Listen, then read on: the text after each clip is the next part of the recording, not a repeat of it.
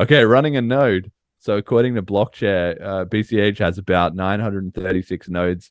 Bitcoin has about 7,323. I don't know how accurate that is. Sometimes people say there's 50,000 nodes they're running on Tor, like all this sort of stuff. It's hard to get a gauge of what is the real numbers. But I just wanted to talk a little bit. It sounds like maybe we'll need to do another episode dedicated to this at some point. But talking about running like nodes, because it sort of plays into this flip starter stuff as well too, which is that at the end of the day somebody's got to have some of this hardware going somewhere, and the whole ecosystem built from the ground up kind of relies on it. Now the lucky thing is you can have like 1,000 nodes can serve a lot of people, right? It's not like a one-to-one linear scaling type of thing. But on the other hand, you do have to be making sure those base layers are building up in strength and resilience as we want to build more and more complicated stuff on top. So I'm going to be the first to say I have never ever run a node of any kind, and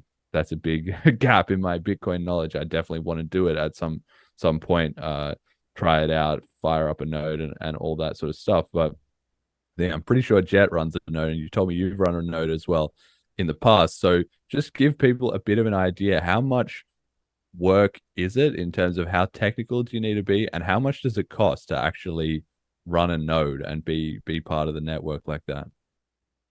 Um, I think as long as you're not talking about miners, and I feel like that number of 7,000 is too small and 900 is too small. Maybe, yeah, I'm not sure about the number of miners, but I've run nodes. It's very easy to run. Anybody can go ahead and do it. And yeah, you can use an old laptop or old desktop computer. The real bottleneck isn't the computing power. It's because most machines can handle, verifying all the transactions. The issue is internet. Going ahead and downloading all those blocks, that takes forever. And I guess maybe in the definition of a full node, you're storing, you're keeping all the blocks there, but that's not necessary. You can have a prune node that only keeps a certain blocks after a point that you need it. And so the cost can vary based off of like how much storage you need, how much internet bandwidth you're trying to get, but you can run it on bare bones, kind of like or pretty, yeah, pretty old system. Basic consumer hardware type stuff. Yeah. Exactly.